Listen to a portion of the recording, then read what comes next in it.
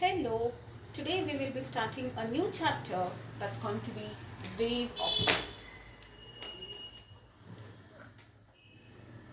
Okay, so in the previous unit we had discussed about the ray optics and where we considered that light is going to travel in a straight line.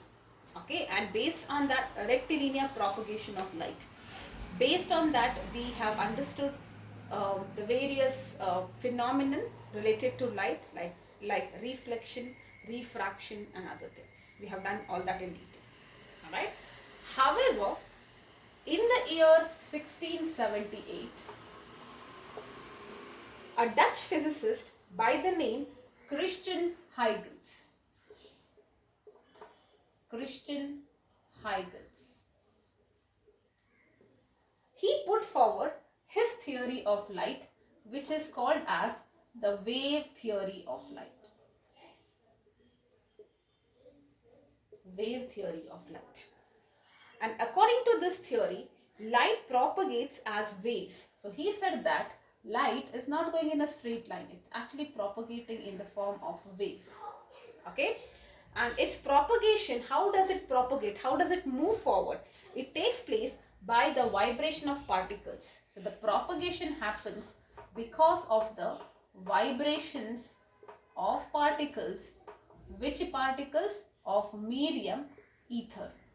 Remember when we did electromagnetic waves, I told you there was a belief way long back that ether is present everywhere around us.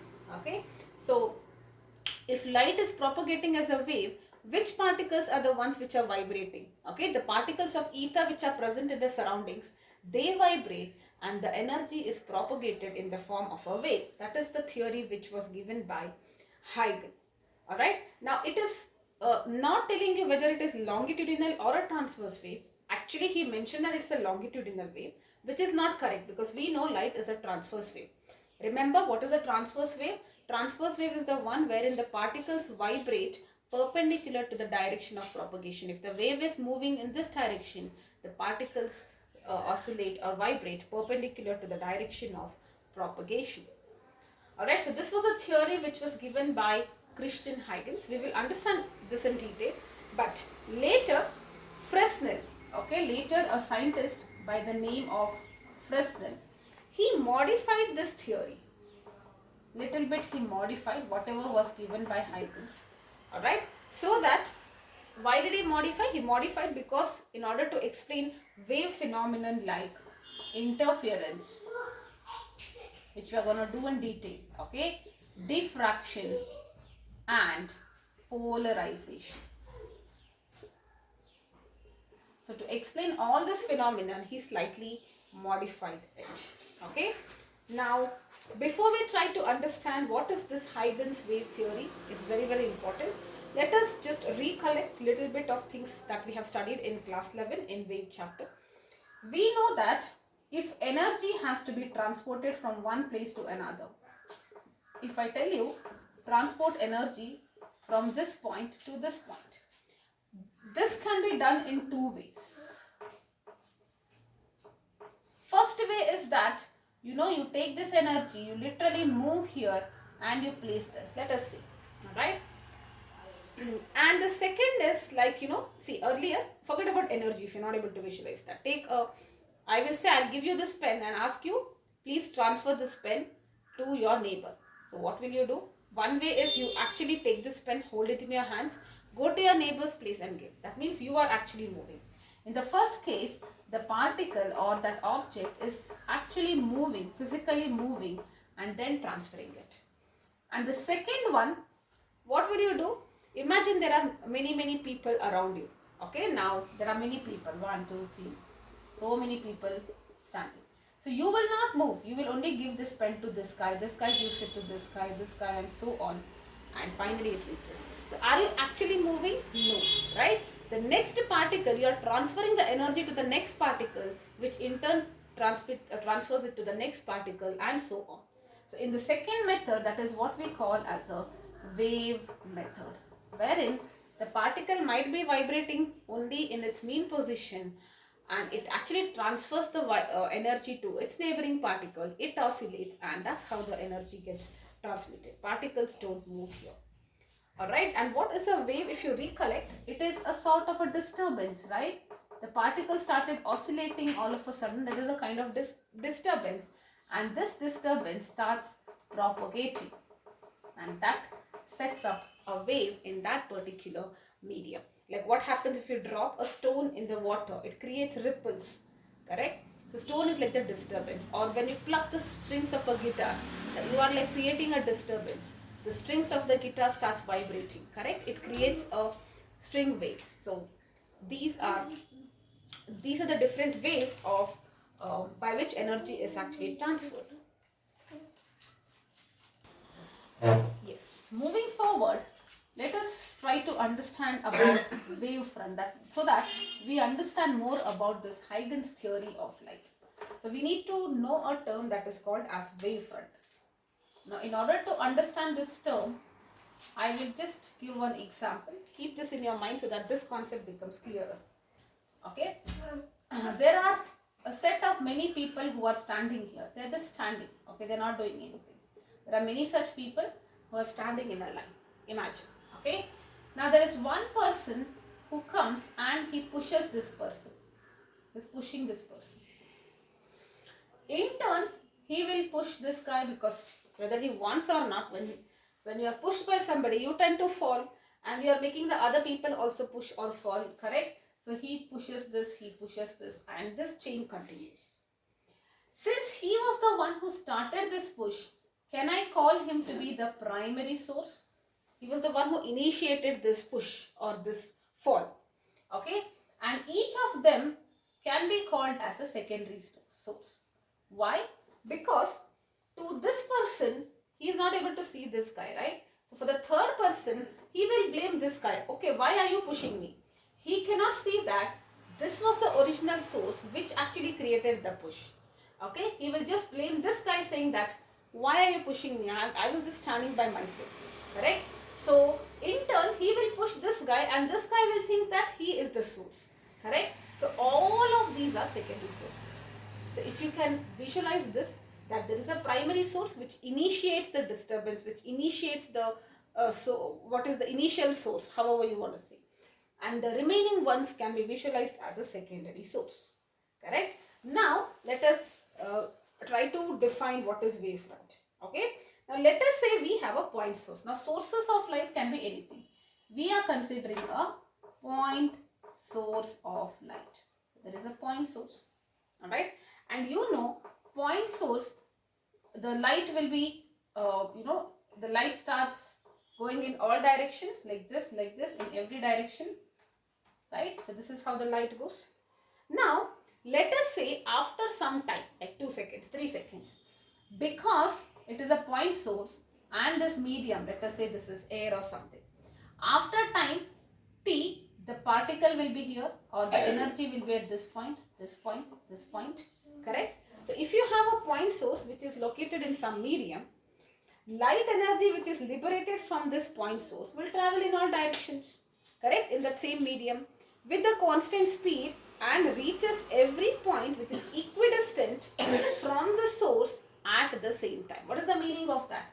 This light which was originated here, it will travel, let us say this distance is r, this is also r, this is also r, this is also r. Okay, they will reach this point, this point at the same time. Okay, light will travel in all directions at a constant speed, and it will reach equidistant distance at the same time. If I join all of this, the locus of all that points is what we call as a wavefront. What is this wavefront?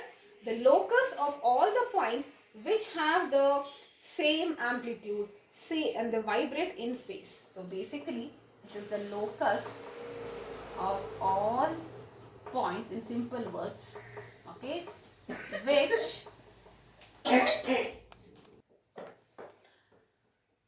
okay, so the locus of all points which reach the same distance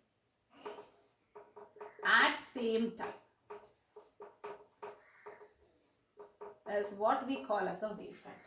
So they will have the same amplitude, of course, because they are equidistant, and they will vibrate in the same phase. I hope this is very clear. They will vibrate in the same phase. So the loci, the paths travel after 5 seconds wherever they are. Okay, you join them after 5 seconds. This has reached here, this has reached here, this has reached here. And if you see, they would have traveled same distance as well.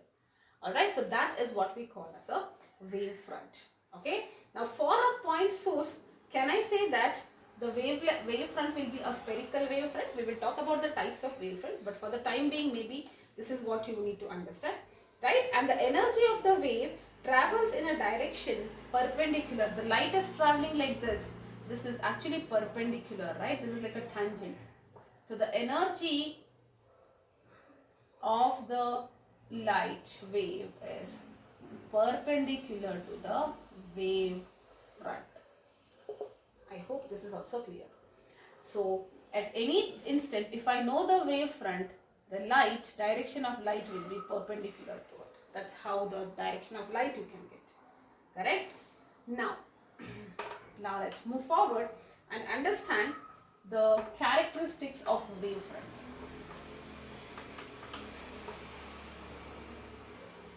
Okay? Yes. So let us say at a time t is equal to 0, we know the shape of the wavefront. I know whether it is for a point source it is spherical, but it can have any shape. Okay, so let us say we know the shape of the wavefront at some time t is equal to 0. So if I know this Huygen's principle, I can find the shape of the wavefront at any time t. Okay, as simple as that. If I know the shape of the wavefront at time t equal to 0. Initially the shape was something like this. Using this principle, I can predict what will be the shape of the wavefront after a time t. Okay, so let us first write all the points and then figure out how do we do this.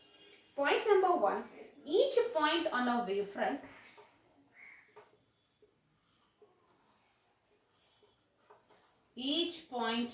wavefront is the source of secondary disturbance. What is the meaning of this? Remember that diagram which I had told you a while ago, the first person pushing.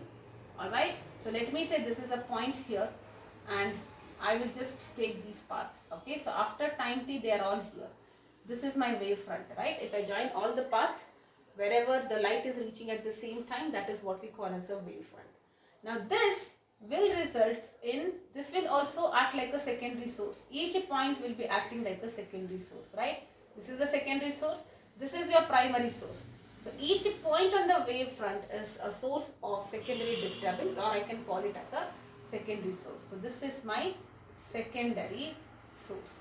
This is the primary source, which is the original source of light. Okay, so and now they will also start emitting light in all directions, and if you join their paths, okay, after same time, you will get another wavefront. Correct? So the wavelets emitting from the source, we say the secondary source, if I have a secondary source, what is secondary source? Every point on the wavefront. Those are what we call as wavelets. We don't say waves coming out. Generally, we just to distinguish. From the primary, we say wave. From the secondary, we call it as wavelets. It is ultimately nothing but the wave only. The wavelets emanating from the source of the secondary disturbance will spread out in all directions, correct? And they will be spreading out with the same speed. Now, if we draw a common tangent, this is what I have already drawn, but I am just telling you. If we draw a common tangent to all the secondary wavelets are those waves which are emerging from the secondary disturbance, correct? We will obtain a new wavefront after time t. So I know this shape. This is at t is equal to 0. After time t, I can say this is the new shape. at t is equal to 0, this was the shape. After time t, I will get a new shape. So what I have to do, if I know the shape at t is equal to 0, this is the shape of the wavefront. From every point, I just, let us say I want to know what is its shape after 3 seconds. So I just have to understand how is the light traveling in 3 seconds. Okay, for 3 seconds, how did it travel? Where did it reach? And let us say it has all the way, it has like from this, the light 3 seconds it reached here, 3 seconds, 3 seconds, 3 seconds, 3 seconds, 3 seconds. After 3 seconds, if I join the if I make a common tangent, that will be the new wavefront. Alright, I hope this is very clear. Okay, so that is how you get. Now similarly, see, light is not just going in this direction, it will also be going in this direction. So I can also draw a wavefront like this. With respect to this, okay, so yes, so what I was trying to say is, this is the secondary disturbance. It will be even, the light will be even emitting in this direction. And here also it can travel for t seconds, right? But we will not consider this because light will not be moving away from the source. It will always propagate in the forward direction. So though there is a wavefront here, we are going to ignore this. We are only going to consider the forward wavefront. Okay, I hope this part is very clear. So there is a picture in your textbook. I will just read that. I will just draw that so that you understand. So this is a point source O. Alright. Now let us say there is some path this is at t is equal to 0 time. At t is equal to 0, let us say the light was traveling like this.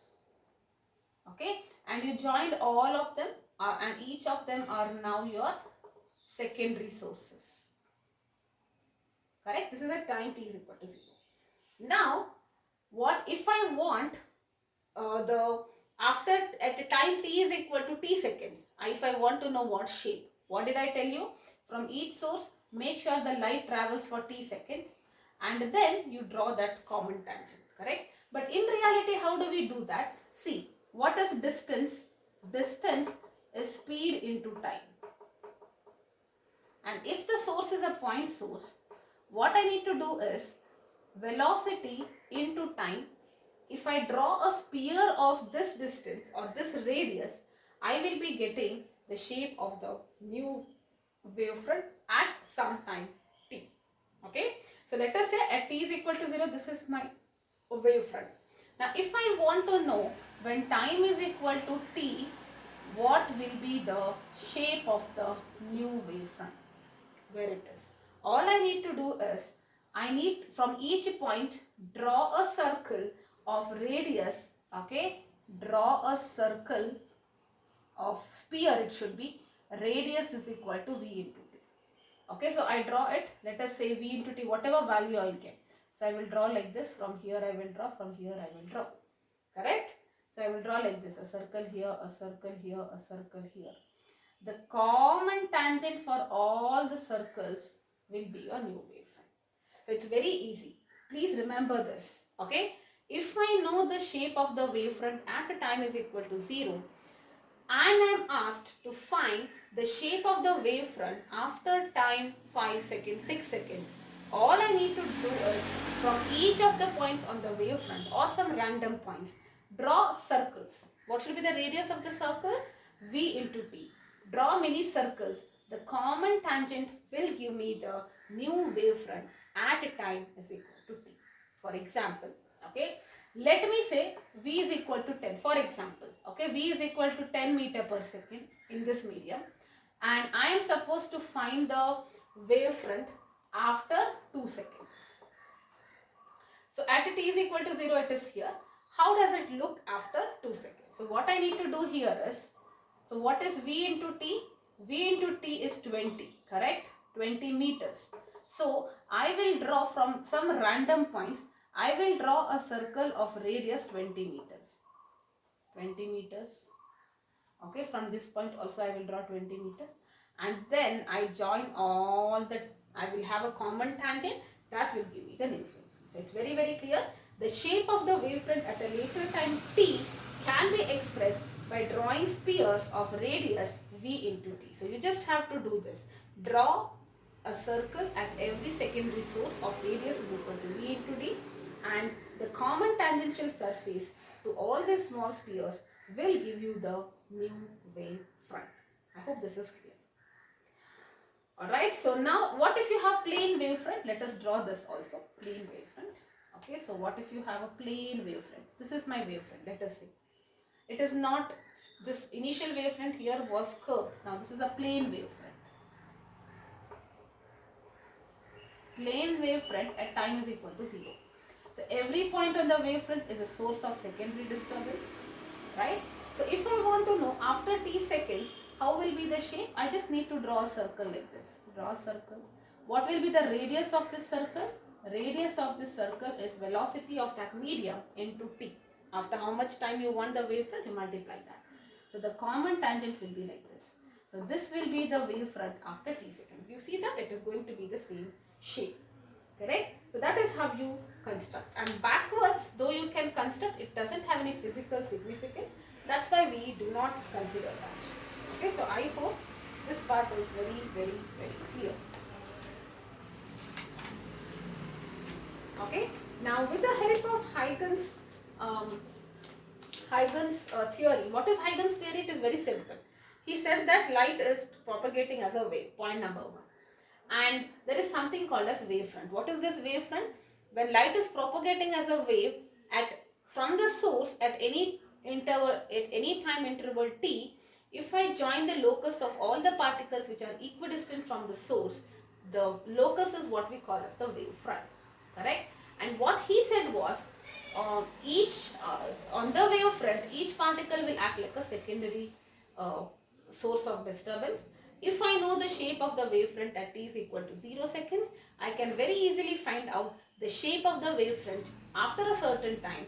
All I need to do is on the first wavefront, that is when time is equal to 0, since each point is acting like a secondary source,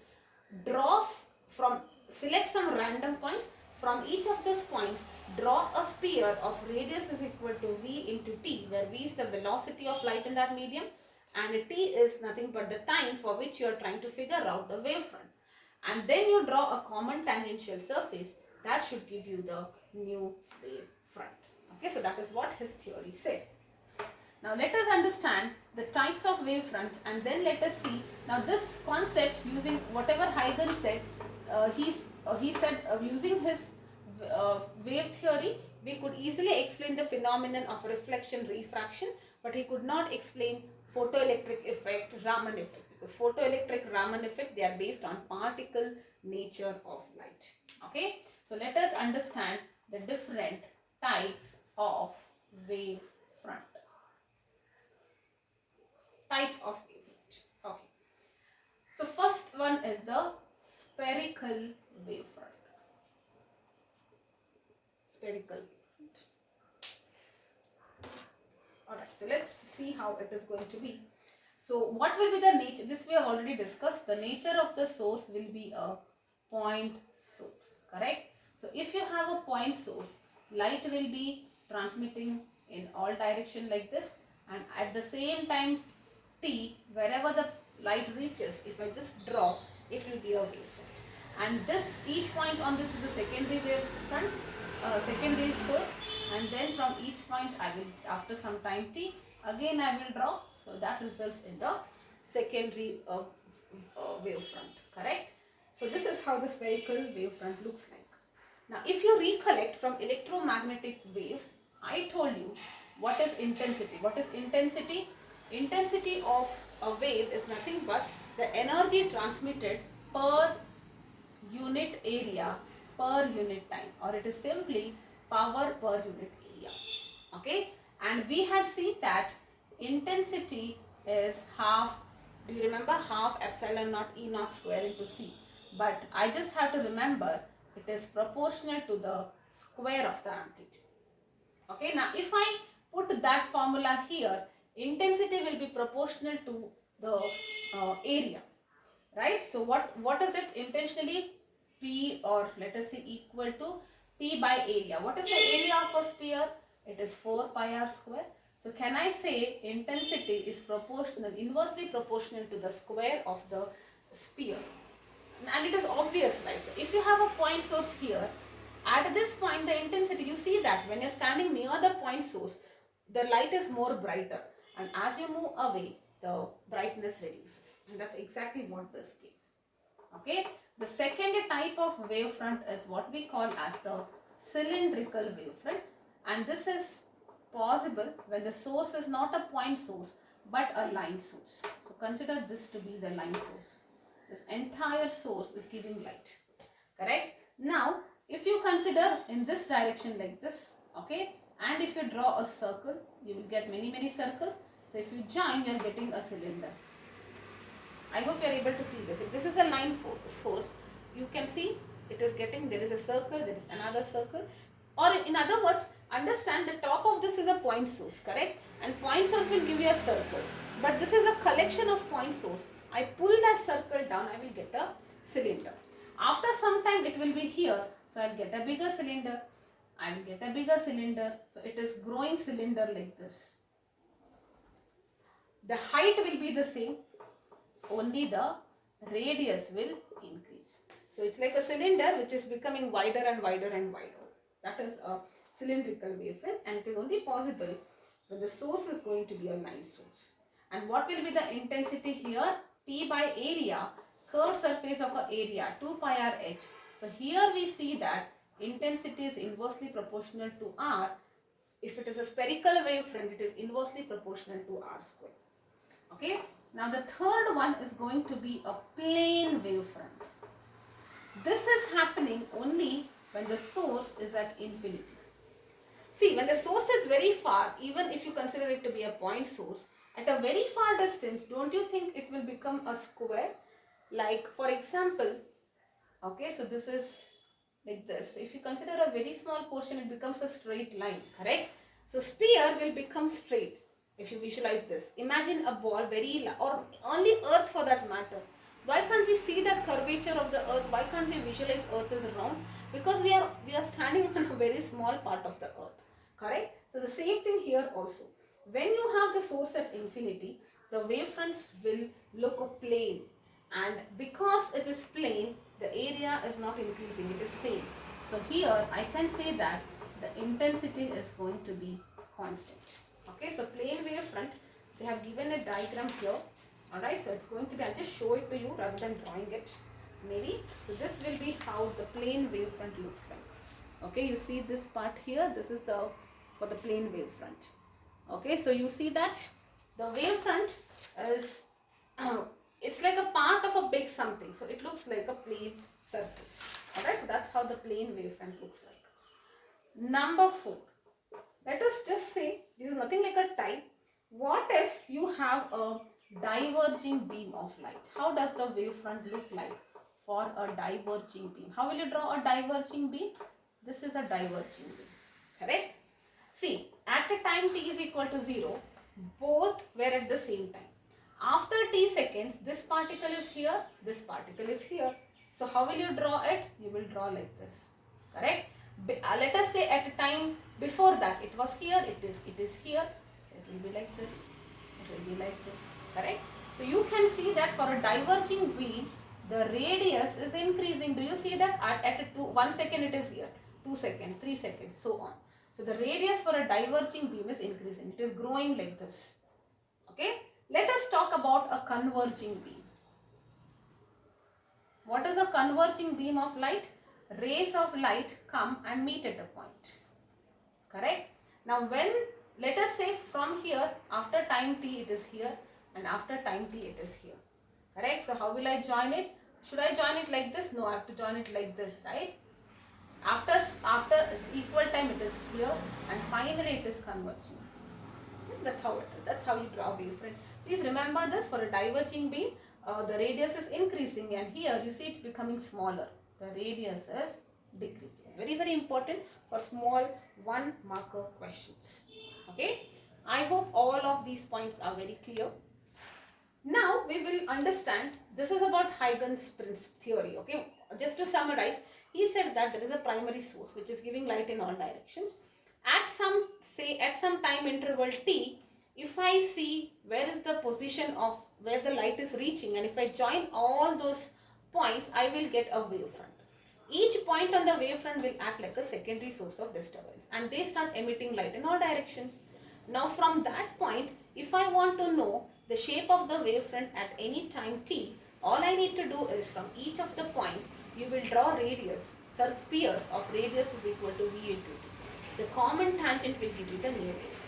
Okay, and these are the different types of wavefront. Having understood about wavefronts, let us now understand the concept of refraction and reflection. How actually refraction is happening at a plane surface. Okay, so first let's talk about a refraction of a plane wave.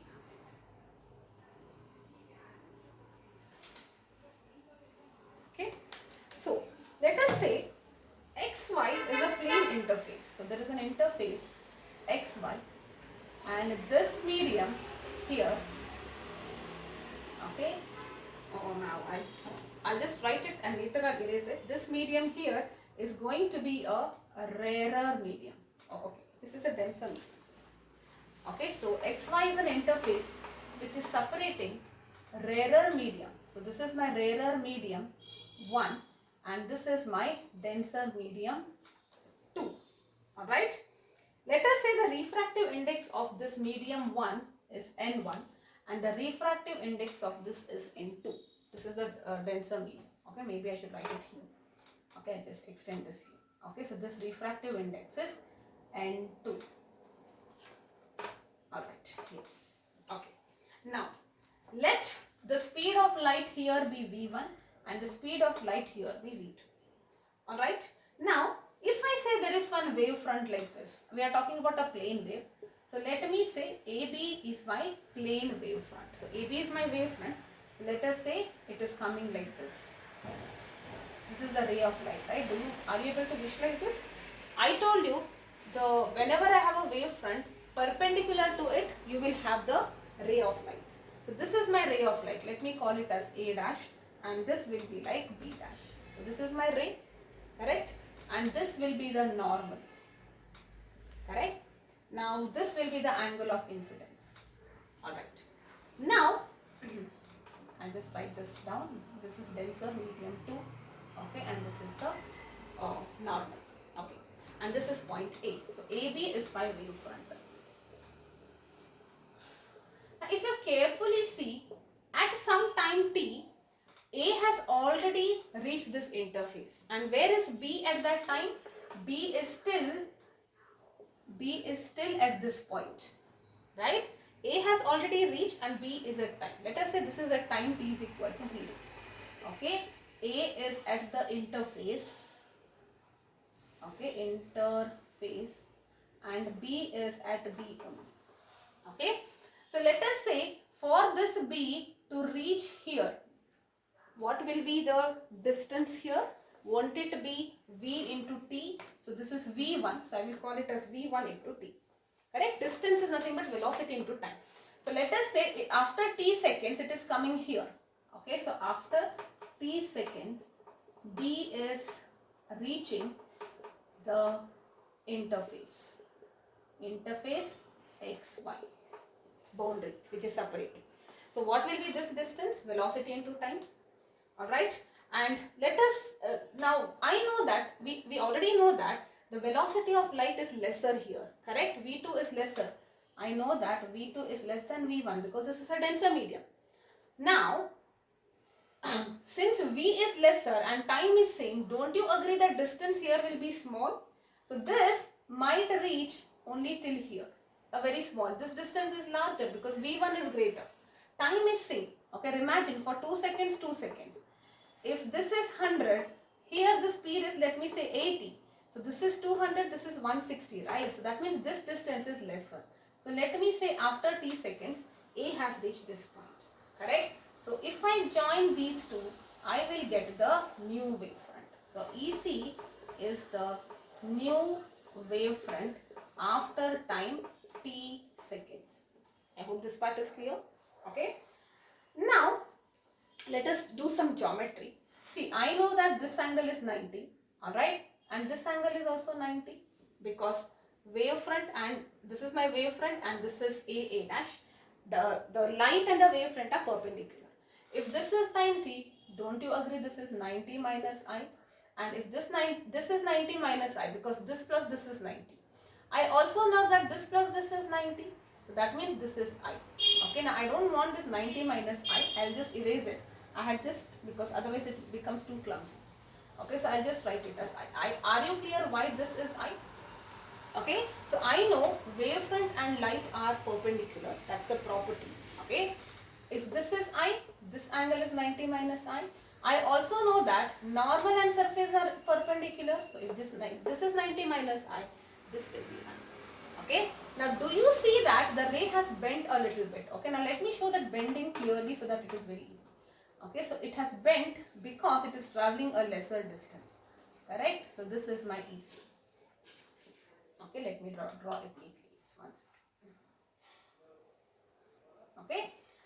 Yes. Now, do you understand? This is the ray, right? This will be 90 degree here, and this is the angle of refraction, refracted ray and the normal. Correct? This is 90 degree.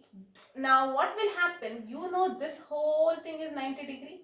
Correct? So this will be 90 minus R. So this has to be R. Okay, and that is all I want.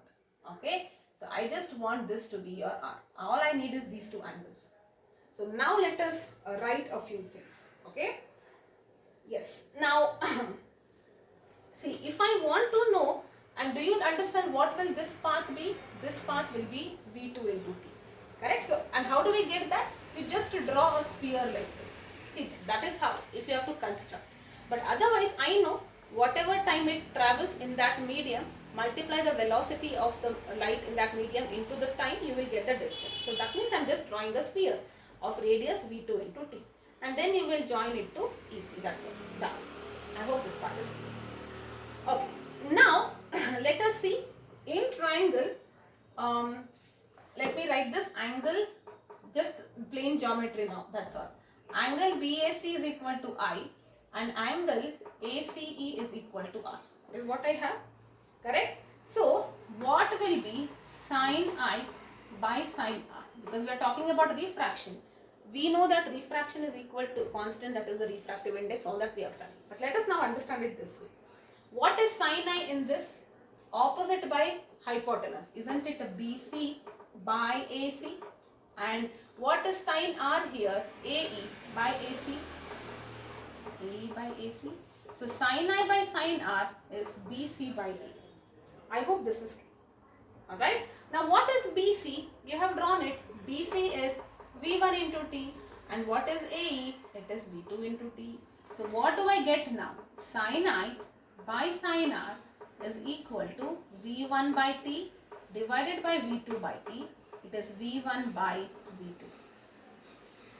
And isn't this, remember I had told you this, whichever medium light is incident, its velocity, this is this velocity, correct? So if R is less than I, like in this case, R is less than I. If R is less than I, that means V2 should also be less than V1. And this is something that is proved in Huygen's theory. Because before this, Newton's corpuscular theory, it said that when your light is traveling from rarer to denser, the velocity of that medium is actually going to be greater. That's what Newton said. But using Huygen's theory, we can prove it. It's right here. If you think that R is lesser, that means V2 should also be lesser. Correct? And we know that. When is R lesser? When light is traveling from rarer to denser, because it bends towards the normal. We know that. R is lesser. And V is obviously lesser because it's V2 is obviously lesser because it's in a denser medium. Alright, so this is how he proved it. And we also know that what is N1? N1 is C by V1. N2 is C by V2. Okay, so if I do N1 by N2, what will I get? C by V1 by C by V2. So it is V2 by V1. Correct? Or here it is N2 by N1. V2 by V1 is N1. So this is it. And this is what we already know as the Snell's law of reflection. It is also equal to N21. Correct? So we can also prove that you can use Huygen's wave theory to prove Snell's law, in other words, to understand the refraction of light. Alright, another way is to prove that frequency is constant. Remember, I had told you frequency only depends on the source. Once it is propagated, frequency will not change. How will you prove that frequency will not change? Okay, let us talk about BC by AE, the same thing here. BC by AE is also the wavelength here, right? Lambda 1 by lambda 2, correct? And this is also equal to V1 by V2. That means if I just write this, shift this parameter here, you get lambda by V1 is lambda 2 by V2. And what does that mean? Okay, you know C is F into lambda. And what is lambda by C? Okay, so F is equal to C by lambda. Right? It's the same way. You can just reverse it if you want. V2 by V1 by lambda 1 will be V2 by lambda 2. Correct? So you see that if this ratio is constant, that means frequency is constant. So using Huygen's theory, we also understood that the frequency, how is frequency constant? We have proved that as well. Alright, so this is the refraction of, this is how you prove. So ultimately what you need to know here is, if you know that light is traveling from a rarer to a denser, you know that the velocity is lesser here. So here it is taking more time, here it is taking less time. So the wavefront is not parallel, it is slightly shorter here on this side. Okay, and that's the reason it bends. See, in 10th grade, you had studied that when light travels, it bends and all that. And we understood why it is bending. Remember, because once you come to a denser medium, this velocity is changing because the particles are more crowded. Why does it bend? Remember, we told because light is punctual. That was the way we understood then. Okay, so light is punctual. If the speed is lesser, to reach on time, you have to take a shortcut, correct? But that is just a hypothetical way of saying it. This is the correct reasoning why it is even bending. Okay, the wave theory beautifully explains why does it bend here, because the distance will be smaller here because velocity is lesser here, correct? Light would have traveled for the same time here and here. Because velocity is less, distance is also less. That's the reason it bends. If I join these two endpoints, you know you're getting a bent wave, right? So bent light, yes. Alright, so that is about refraction of a plane wave. Let us talk about refraction at a rarer medium. The other case, what if the light is entering from a denser medium to a rarer medium? Okay, so refraction at a rarer medium.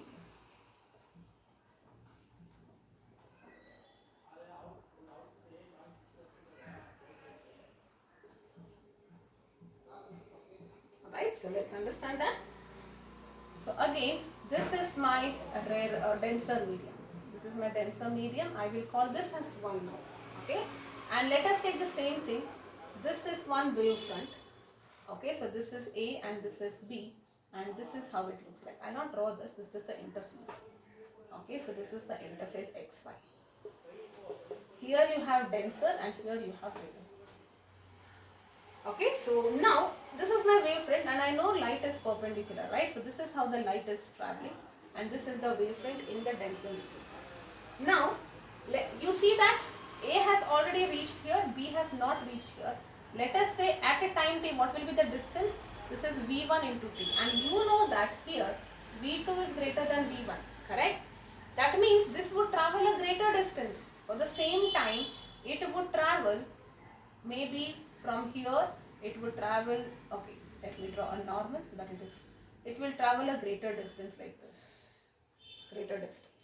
What is this? This is V2 into t. Why? Because V2 is greater. Or in other words, you draw a sphere, it will be here, correct? And then you join this two, this will be my E and this will be this. Other things are the same. This is I, this is R, this is R, this is I. Okay, now if you calculate all of that, you will still get the same thing, alright? That is, you can still prove your Snell's law even here. Alright, other things are the same. The only thing is, why it is bending away from the normal? Because the speed is greater here, the wavefront would have travelled a greater distance. It is like, you know, I'll tell you how the wavefront, okay, visualize this. This is like a wavefront, okay. They are coming really at one speed in air or something. The moment you have some water or glass, it will start moving slowly. Like this. Here it was coming at nicely with uniform speed. Here they slowly. Correct? So here it is going going faster, and that's the reason it bends away from the normal. I hope you are able to visualize this. Okay. Now, you also know about something called as IC, that is critical angle. Let us see how can we prove the concept of total internal reflection here. IC is critical angle, which means that if your angle of incidence is equal to critical angle for that given medium, okay, then you know R is going to be 90 degree or sine R is going to be sine 90, which is 1, correct? And if your I is greater than critical angle, there will be no refraction happening, but it will be the total internal reflection, correct? So the critical angle, this IC is critical angle, and for all angle of incidence greater than critical angle, we will not have any refracted wave and there will be reflection. So easily we can prove it with the help of this Huygen's theory. No refraction, in fact you will have total internal reflection. Alright, so that's about refraction. Nothing much here, everything is the same. Alright, so just have to know, this actually tells you beautifully why there is bending of light whenever a medium changes. Rarer to denser towards normal, denser to rarer, away from the normal. Okay. Let us also talk, so I have two more topics, small topics. Reflection we have to explain, and behavior in optical devices. We will do 2 or 3 questions and we are done. Okay, so let us now understand a reflection of a plane wave by a plane surface. We are not talking about reflection in a spherical or a curved surface, plane surface reflection. Okay, so let us say this is my mirror, plane surface. Alright, so again I am going to consider a wavefront like this. So AB is my wavefront. Let me write here, AB is my wavefront, which means the direction of light is perpendicular, right? So this is the incident light, correct? Now the same thing again, at some time A has already reached here, but B is still here. Okay, so let us say if the velocity is V here, I don't need V1 and V2 because it's reflection. So the distance travelled by this, if I call it as C, this is 90 degrees, so this is V into T. Now A, it cannot go inside because this is reflection. So A should also travel the same distance. How will it travel? It will go in this direction, it gets reflected, correct? So from here, you will draw a sphere of radius is equal to same V into T. Okay, so you will draw like this from A, because when B is here and it is after T, it will come here, it will travel this distance. After T, B should also travel the same distance, it will come here. I will call this as E. If I join EC, EC is the reflected wavefront. Just focus on this, okay? The wavefront is coming like this and it is getting reflected like this. See, light comes like this, it gets reflected like this, correct? So if your wavefront is coming like this, in this direction, or let me just try to draw it. If your wavefront is coming like this, it will come and it will get reflected like this, correct? So you see that wavefront is coming like this, it is getting reflected like this. Okay? Yes, perfect. Now how do we prove I is equal to R?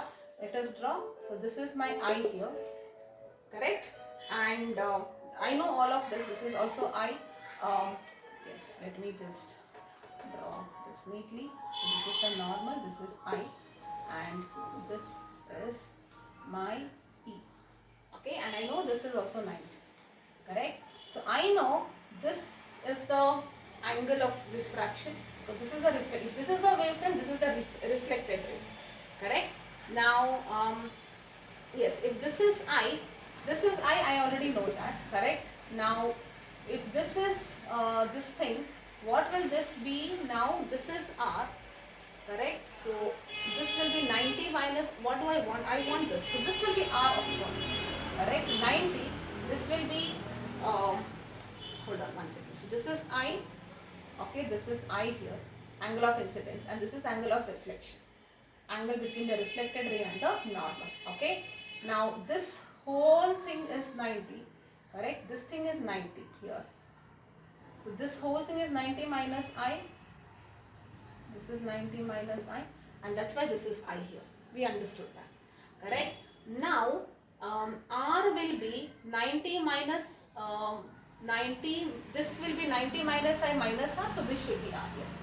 Now don't worry so much, it's very simple, okay? If you don't have to do things so much, you don't have to give explanation why, just mark this as I and mark this as R.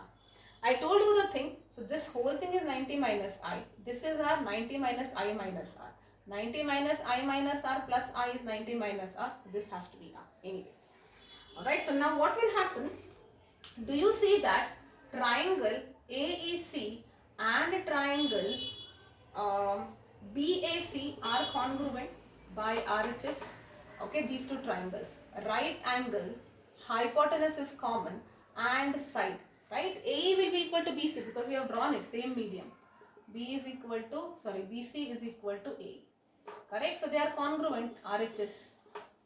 Correct? And because of that, I will be equal to R. CPCT. Correct? So this angle should be equal to this angle. Therefore, I is equal to R. Easily you can prove the law of reflection here. Very, very simple. Okay, so what you do, there is a wavefront which is coming here. This is time t. From here you draw time t. This is the reflected wavefront. It comes like this and it goes like this. Correct? So that's what it is. And by proving these two as congruent, you can see that these two are corresponding parts of congruent triangles. I is equal to R, which means angle of incidence is equal to angle of reflection. Okay. Now let us see in optical devices how do this concept of plane wavefront look like? Plane wavefront. Now if you have a prism, okay, and if the wavefront is like this is wavefront. So if the wavefront is plane, what will be the direction of light? Perpendicular to it. So this is my incident light. You know that it is deviated, but by what angle it will be deviated? Think about it. See, this light is taking, the width is more here. So it has to travel a greater distance. Here this is slower, right? The speed is faster here. Here it is slow. In the slower medium, it has to travel a long distance. That means it will go still slower. So this will come out at this time. But at the same time, this would have already covered this and it has come out. And here it is faster. Faster means it is able to cover a greater distance. The wavefront looks like this. And the incident ray, that's the reason it bends. See, you have studied this, right? It bends like this. It gets deviated. Why? This is the thing. Okay, at the base, the distance is more because of the shape of the prism. The medium is slow. In a slower medium, you are going for a long time. So it will come out. Let us say after 5 seconds is here. In the same 5 seconds, it has quickly overcome the traffic. Okay, there is more traffic here. There is less traffic here. Very quickly, the traffic region was lesser. Now you are in a no traffic zone, highway. So you are able to cover a greater distance in the same time. That's the reason it looks like this. Let us consider a convex lens. Okay, convex lens. Alright. Now if your wavefront, we are only considering plane wavefront. So the incident ray will be like this. Now if you see here, this is the traffic area, denser part. Alright. This is a wider region, more traffic area. So this light which is coming here, it would have only traveled till here, for example. Alright. Whereas this, it has quickly covered and it has come till here. And this, it has quickly covered and it has come till here. Because this region was greater, traffic region was high. For 5 seconds, light only came till here. But this traffic region was less. For the same 5 seconds, it reached here. So, the wavefront kind of looks like this. Okay. So, what will be, how will the incident ray look there? Won't it look like this? And that is the region it is converging. Are you able to see why it converges in terms of wavefronts? This is how you visualize it. Okay. Now, at last, let us consider for a converging mirror. How does it look like? This is a concave mirror, which is a converging mirror. Correct? Again, we are going to take the same plane wavefront.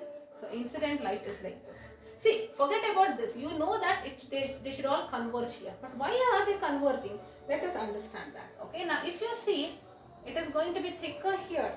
Correct? So, light, this is reaching quickly here because of the curvature.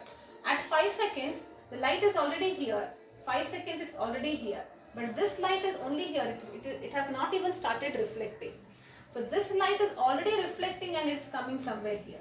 Whereas this light at the center, if it travels like, distance v into t, this would have already reflected v into t.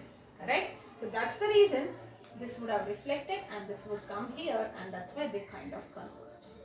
Okay, so see, if you're thorough with the basics, if you're confused with the wavefront how it looks like, draw the incident rays. Look at that. Okay, so you know incident ray will converge like this, correct? So draw the wavefront. Here you draw a plane wavefront. Draw a wavefront with this all there. Now you have to converging, you know, converging is decreasing radius, right? So don't draw like this, you have to draw like this. That's all. Done. Okay, now the reason is like this. This would cover shorter, this is larger. Okay, so everything is explained beautifully with the help of wavefronts. Okay, quickly let us do some questions which are very, very interesting, very, very simple. Alright, and then the next topic will be about interference, coherent and incoherent sources, and intensity distribution and all of that. Okay, and after that Young's diffraction and polarization. Okay, let's do some questions. So first question is, if they give you a figure like this is nothing but a plane mirror or plane reflecting surface. If the wavefront which is incident is like this, what will be the reflected wavefront? Reflected it is. Reflection. Okay. So think about it. If you are confused, see, you draw an incident ray which is perpendicular to it. They will not give you this, okay? This is what you need to draw.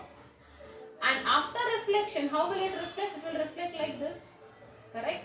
So, or maybe I will just redraw it here. Okay, so the wavefront given to you was like this. So, if you draw an incident ray which is normal, the reflected ray would look, it is diverging, right? Diverging means the radius should increase. So, won't it be like this? So, this will be the wavefront. Okay, so this is how the reflected wavefronts look like this. Okay, they will give you option, you have to choose the correct option. That's it. Okay. Now question number 2. If light waves are along the y-axis, okay, what will be the equation of your wavefront? Okay, they have given some options, but I will not give that options for now.